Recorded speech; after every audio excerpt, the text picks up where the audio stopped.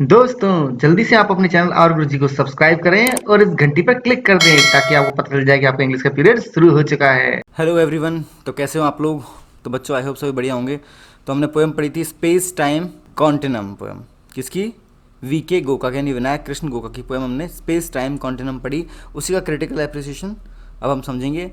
ये एक प्रोटोटाइप है, मतलब इसमें आप अपनी तरफ से और पॉइंट्स ऐड कर सकते हो। मैंने सिर्फ अपनी गाइडेंस के लिए बनाया आपकी, ताकि आपको हेल्प मिल सके कि लिखना कैसे है।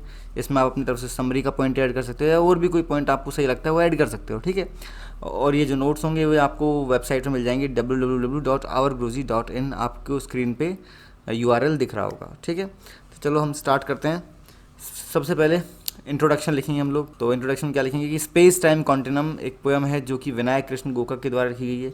यह इंडियन माइथोलॉजी पर बेस्ड है, इस पर आधारित है, इंडियन माइथोलॉजी पर आधारित है, यानी कि बोल सकते हैं शिव पुराण या पुराणों से ली गई है। वहाँ से मतलब जो स्टोरीज़ हैं, जो हमारी कहानियाँ हैं, मिथ्स हैं, उनके ऊपर ये बेस्ड है, ठीक है। अब पोएम लॉर्ड शिवा से रिलेटेड एक इंसिडेंट पर आधारित बोल सकते हैं हम, जिसमें कि लॉर्ड शिव, जो भगवान शिव हैं, वो क्या कर रहे हैं, कॉस्मिक डांस कर रहे हैं, और जो गॉडेस पार्वती हैं वो उनको देख रही हैं सरप्राइज के साथ में, बड़े ही आश्चर्यचकित होकर वो उनको देख रही हैं। सो ये इस इंसिडेंट के ऊपर ही आधारित है। मतलब देखो, लॉर्ड शिवा ने बहुत सारे, मतलब बोलते हैं 7 बार ऐसा है कि उन्होंने डांस किया है। वो अलग अलग तरह के डांस है। जैसे रुद्र डांस था, जब सती की डेथ पर उन्होंने किया था रुद्र डांस, तो गुस्से में किया था वो। ऐसे ही कॉस्मिक डांस भी एक तरह का डांस है, ठीक है। तो उसी कॉस्मिक डांस के ऊपर ये कह सकते हैं कि ये पोएम बेस्ड है। सेंट्रल आइडिया क्या है? देखो, मेन आइडिया जो पोएम का वो ये है कि कॉस्मिक डांस की वजह से, यानी कि कॉस्मिक डांस की वजह से क्या इफेक्ट हुए, क्या असर हुए, कॉन्सिक्वेंसेस क्या हुए पूरे वर्ल्ड पर, ठीक है।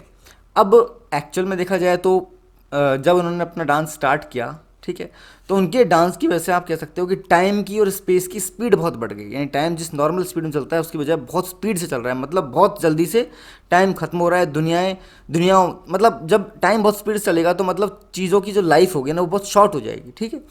तो बहुत जल्दी चीज़ें डिस्ट्रॉय हो रही हैं, बहुत जल्दी क्रिएट हो रही है, मतलब क्रिएशन और डिस्ट्रक्शन दोनों का प्रोसेस बहुत फास्ट हो गया है, ठीक है। तो इससे क्या हुआ, क्रिएशन और डिस्ट्रक्शन का प्रोसेस बहुत फास्ट हुआ, वो साथ साथ होने लगी घटनाएं। लगातार क्रिएशन हो रहा है, लगातार डिस्ट्रक्शन हो रहा है। अब शिवा के डांस के दौरान, लॉर्ड शिवा के डांसिंग के दौरान क्या हुआ कि भगवान शिव ने और पार्वती देवी ने आपस में एक दूसरे को देखा। क्योंकि देखो, भगवान शिव ने अपने तीसरा नेत्र खोला, उनसे उन्होंने देखा, सामने उनके कौन खड़ी है, देवी पार्वती खड़ी है, ठीक है। और उनको रियलाइज़ हुआ आपस में कि भाई ये तो एक दूसरे को बहुत प्यार करते हैं। उनको अपना पास्ट लव रियलाइज़ हुआ कि ये आपस में ये कौन है, सामने देवी पार्वती है, देवी पार्वती ने पहचाना ये तो लॉर्ड शिवा है, ठीक है। उन दोनों के लव की वजह से एक नए गॉड का जन्म हुआ, से बोलते हैं अर्धनारीश्वर, एक एंड्रोगाइनिक गॉड, मतलब इसमें मेल और फीमेल दोनों का कॉम्बिनेशन हो एक तरह से, ऐसा भगवान। तो इसे अर्धनारीश्वर, इसमें आधी नारी आधा नर हो, ठीक है, वो सामने आया। यानी कि जैसे ही उन्होंने एक दूसरे को उस कॉस्मिक डांस, जब लॉर्ड शिव कॉस्मिक डांस कर रहे थे, उस दौरान उन्होंने देखा उनके सामने देवी पार्वती खड़ी हैं, और उनको रियलाइज़ हुआ कि वो एक्चुअल में है कौन। और इस रियलाइजेशन के बाद में देवी पार्वती को भी समझ में आया कि जो डांस कर रहे हैं वो तो लॉर्ड शिवा है, मेरे बहुत ही प्राचीन ज़माने से मेरे लवर रहे हैं, ये तो वो हैं।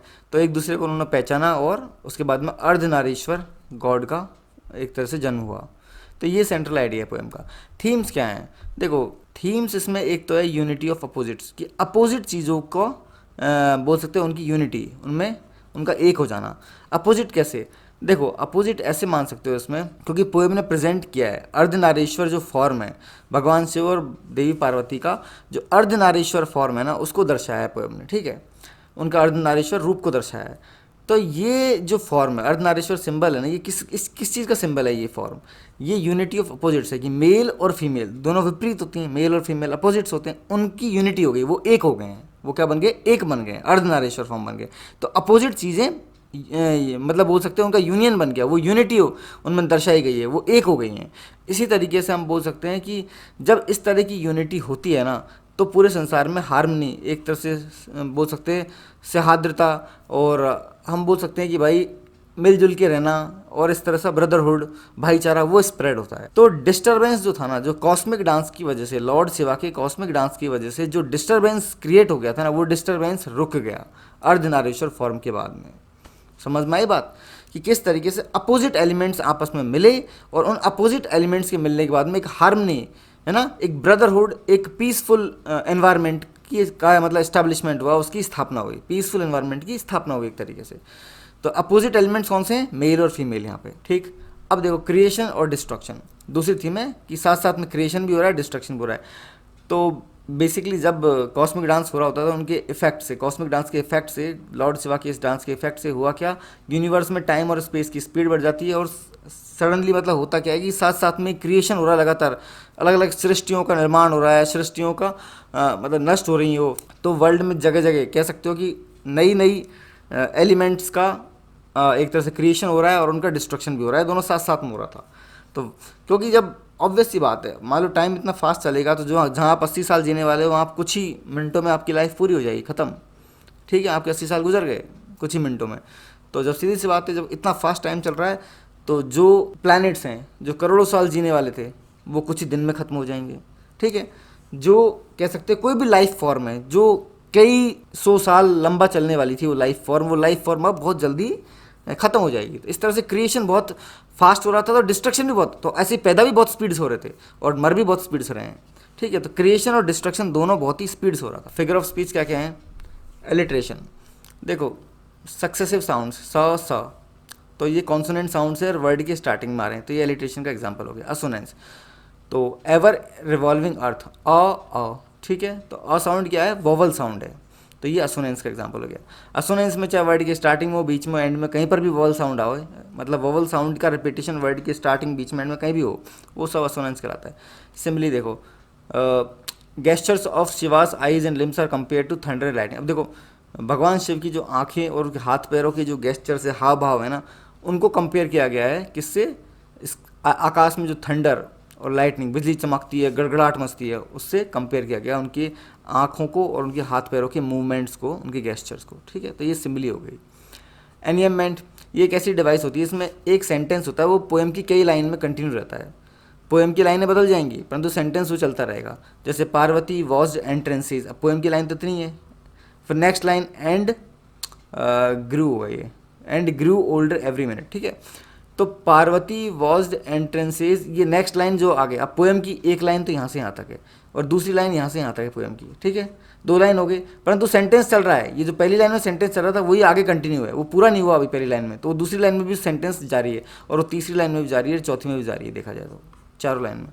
तो ये एनियमेंट होता है कि कोई इंग्लिश का वाक्य है, वो पोएम की एक लाइन में पूरा नहीं हो रहा तो वो दूसरी लाइन में भी कंटिन्यू रह सकता है, वो तीसरी में भी कंटिन्यू रह सकता है जारी, तो पूरा एक ही पढ़ो इसको। देखो पार्वती वॉज्ड एंट्रांस्ड, ये स्पेलिंग रॉन्ग है, entranced and grew older every minute towards a doomsday that dogged her steps, ये पूरा एक ही वाक्य है जिसकी 4 लाइनें बन गई है, तो ये एनियमेंट होगी। अब देखो बैकग्राउंड क्या है इस पोएम का, एक्चुअल में एक पॉइंट हम ये बन सकता है कि भाई बैकग्राउंड इसका इंडियन माइथोलॉजी है। देखो ऐसा कहा जाता है कि लॉर्ड शिवा ने 7 बार डांस किया, ठीक है, उनमें से एक डांस उनका कॉस्मिक डांस भी था, जिसमें क्रिएशन और डिस्ट्रक्शन साथ साथ में होता है पूरे वर्ल्ड का, ठीक है।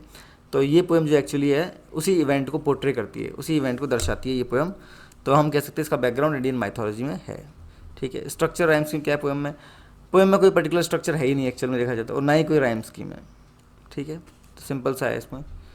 तो इस तरह की ये पोएम थी, इस तरह का इसका मतलब क्रिटिकल एप्रिसिएशन बनेगा। इसमें आप समरी का पॉइंट भी ऐड कर सकते हैं एक्स्ट्रा, और कोई पॉइंट आपको मिले तो आप वो ऐड कर सकते हो अपनी तरफ से, ठीक है बच्चों। अगर कुछ समझ में नहीं आया हो तो आप मुझे कमेंट सेक्शन पूछ लेना, मैं मिलता हूँ नेक्स्ट वीडियो में। Till then goodbye, see you soon, take care.